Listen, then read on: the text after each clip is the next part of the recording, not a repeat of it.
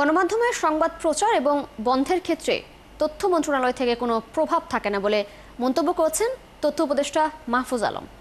রোববার রাজধানীর তথ্য ভবনে বাংলাদেশ সাংবাদিক কল্যাণ ট্রাস্ট আয়োজিত জুলাই গণঅভ্যুত্থানে শহীদ সাংবাদিক পরিবার ও আহত সাংবাদিকদের সম্মাননা প্রদান অনুষ্ঠানে এই মন্তব্য করেন তিনি।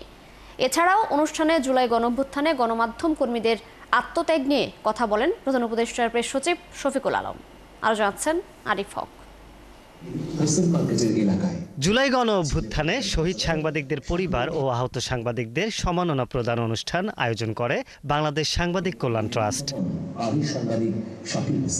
অনুষ্ঠানে গণমাধ্যম কর্মীদের সুরক্ষা আইন বাস্তবায়ন ও বেতনের কাঠামো উন্নয়ন নিয়ে কথা বলেন তথ্য উপদেষ্টা মাহফুজ আলম। স্বাধীনভাবে কাজ করতে গণমাধ্যমকে আহ্বান জানান তিনি। তো সাংবাদিকদের যে বেতন দেওয়া হয় না এবং এই সময়টা আসলে এইটার নিয়ে আসলে কি ব্যবস্থা নেওয়া যায়, এই জায়গাগুলোতে আমরা কাজ করব।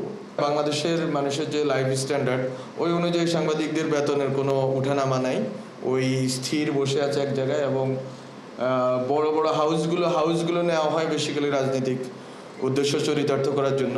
আমরা মন্ত্রণালয় থেকে কাউকে এখনো কল দিই না।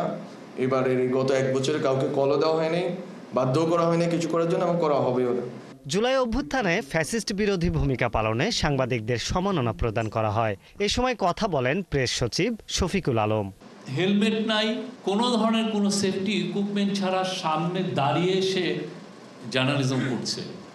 বাংলাদেশের ইতিহাসে এই জার্নালিজমটা আমরা কোনোদিন দেখি নাই। প্লিজ আপনার মফস্বলে যে সাংবাদিকটা আছে দেখেন সে আসলে কত টাকা পায়, তার একটা সেফটি ইকুইপমেন্ট আছে কিনা, তার একটা ভেস্ট আছে কিনা, তার একটা হেলমেট আছে কিনা, তার একটা সব গগলস আছে কিনা, তার টিয়ার গ্যাস থেকে নিজেকে প্রোটেকশন দেওয়ার কোনো কিছু আছে কিনা একটু দেখেন। আমি সবাইকে বলবো প্লিজ সেফটির জায়গায় কোনো কম্প্রোমাইজ যেন আমরা দেখতে না পারি।